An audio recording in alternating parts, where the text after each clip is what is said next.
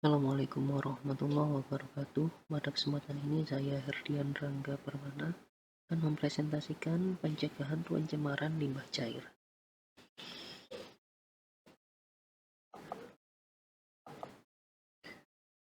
Yang pertama terkait sumber limbah cair. Limbah cair ini dapat berasal dari pertama permukiman penduduk, kemudian hotel, restoran, kemudian rumah sakit, dan juga industri. Masing-masing area ini menghasilkan limbah dengan karakteristik yang berbeda. Limbah domestik atau limbah pemukiman mengandung deterjen, kemudian limbah industri mengandung logam berat, serta bahan kimia beracun yang lainnya. Berdasarkan kondisi ini, karena limbah yang dikandung memiliki kandungan yang berbeda-beda, maka pengelolaan yang kurang tepat maka dapat menyebabkan pencemaran lingkungan, terutama pada sumber air bersih. Kemudian karakteristik limbah cair. Limbah cair ini memiliki karakteristik yang dapat ditinjau dari aspek fisika, kimia, serta biologi. Jika dalam karakter fisika, maka ada hal yang bisa dicek terkait suhu, warna, bau, serta kekeruhannya. Adapun untuk karakteristik kimia, di sini mencakup kandungan bahan beracun seperti logam berat, serta mempertimbangkan parameter seperti BOD dan COD. Untuk karakteristik biologi mengacu pada keberadaan mikroorganisme dalam limbah yang dapat berdampak pada ekosistem perairan. Kemudian lanjut ke pembahasan selanjutnya adalah upaya untuk pencegahan pencemaran limbah cair. Ini ada beberapa upaya yang bisa dilakukan. Yang pertama adalah pengurangan limbah cair ini dari sumbernya, artinya dari sumber proses produksinya. Pendekatan ini menekankan efisiensi produksi serta penggunaan bahan baku yang ramah lingkungan, sehingga meminimalkan limbah cair yang dihasilkan. Artinya, dengan produksi yang efisien, maka akan semakin sedikit menghasilkan waste atau limbah. Kemudian penggunaan bahan baku yang ramah lingkungan, maka bahan baku ini akan mudah untuk terurai oleh lingkungan dengan lebih cepat, sehingga limbah yang dibuang bisa semakin sedikit dan semakin mudah untuk terurai. Kemudian selain upaya untuk pengurangan limbah dari sumbernya, hal yang dilakukan adalah recycle dan reuse, artinya melakukan pengolahan dan penggunaan kembali. Penggunaan kembali dalam hal ini adalah air yang telah diolah sebelumnya, telah disaring sehingga air itu sudah dalam kondisi yang baik dan dapat digunakan kembali. Pendekatan ini melibatkan pemanfaatan limbah cair setelah melalui proses pengolahan tertentu, sehingga volume limbah yang dibuang itu bisa berkurang dan menurunkan beban pencemaran. Nah, di bawah ini adalah contoh recycle dan reuse di mana menggunakan skema kerja biofilter. Di skema kerja biofilter ini, air dari hasil produksi itu akan masuk ke area rumah bakteri, yang mana di sini limbah akan diuraikan oleh bakteri yang ada di sini, kemudian melalui biofilter. Setelah melalui biofilter, maka air akan menjadi lebih jernih. Air yang akan setelah lebih jernih ini akan mengalir ke biofilter lagi yang kedua, sehingga menghasilkan air yang lebih jernih. Air yang lebih jernih ini dapat digunakan kembali untuk proses produksi.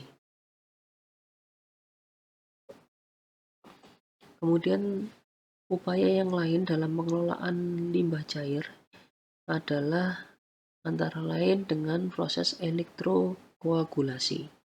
Kemudian ada juga upaya dengan proses oksidasi lanjutan dan bioreaktor membran.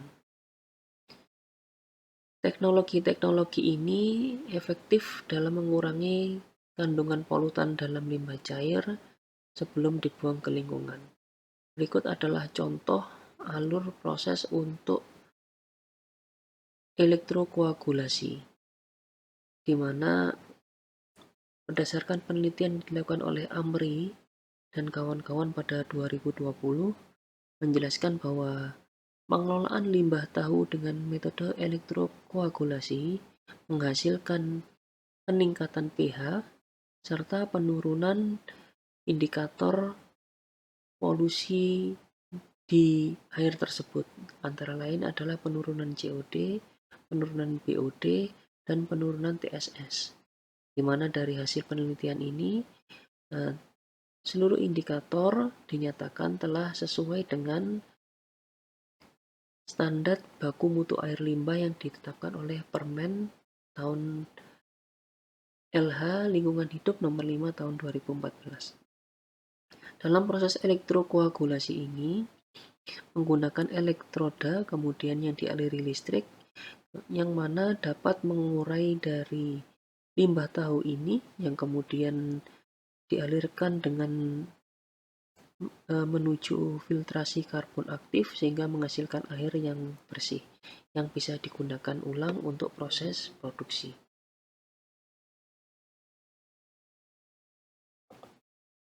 Kemudian selain menggunakan teknologi tentunya harus didukung oleh regulasi dan standar lingkungan. Antara lain yang pertama adalah peraturan nasional serta internasional. Peraturan ini antara lain Undang-Undang Nomor 32 Tahun 2009 tentang perlindungan dan pengelolaan lingkungan hidup yang bertujuan memastikan limbah cair dihasilkan dari berbagai sektor telah memenuhi standar baku sehingga tidak mencemari lingkungan. Kemudian penentuan standar kualitas air limbah untuk memastikan limbah yang dibuang ke lingkungan itu adalah limbah dengan tingkat seperti pH, kemudian kandungan bahan kimia, logam berat, serta zat organik itu sudah di bawah dari standar yang ditentukan, artinya sudah aman terhadap lingkungan. Kemudian dilakukan implementasi dan pengawasan oleh pemerintah terhadap operasional yang dilakukan di perusahaan yang melakukan kegiatan produksi yang menghasilkan limbah. Kemudian studi kasus dan implementasi di sini contoh adalah pengelolaan limbah cair di industri tahu Wonogiri, yang mana di industri tahu Wonogiri ini menghadapi tantangan dalam pengelolaan limbah cair disebabkan oleh kurangnya pengetahuan dan kepatuhan pelaku usaha terhadap standar pengelolaan limbah. Akibatnya, limbah ini dibuang langsung ke aliran air tanpa pengolahan yang memadai yang menimbulkan pencemaran lingkungan yang signifikan. Hal ini dilakukan oleh penelitian oleh Pratiwi dan Putri pada tahun 2021. Upaya yang dilakukan untuk memperbaikinya adalah Dinas Lingkungan Hidup melaksanakan sosialisasi serta melakukan verifikasi lapangan untuk menindaklanjuti pengaduan masyarakat.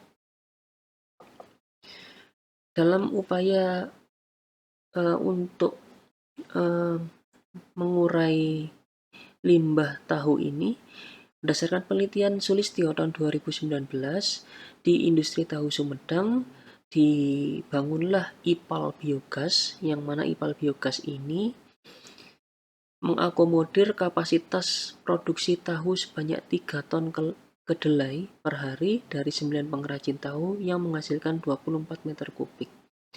Dari proses produksi ini, jika tidak diolah dengan baik, maka limbahnya akan merusak kualitas air, menyebabkan makhluk hidup di sungai mati, serta merugikan petani karena air sungainya yang digunakan mengairi sawah telah tercemar. Oleh karenanya, dengan proses IPAL biogas ini mampu untuk mengurangi lebih dari 90% limbah organik hasil produksi tahu, serta energi biogasnya dapat digunakan untuk 88 keluarga yang ada di sana. Demikian presentasi terkait upaya untuk mengurangi pencemaran limbah cair. Terima kasih. Assalamualaikum warahmatullahi wabarakatuh.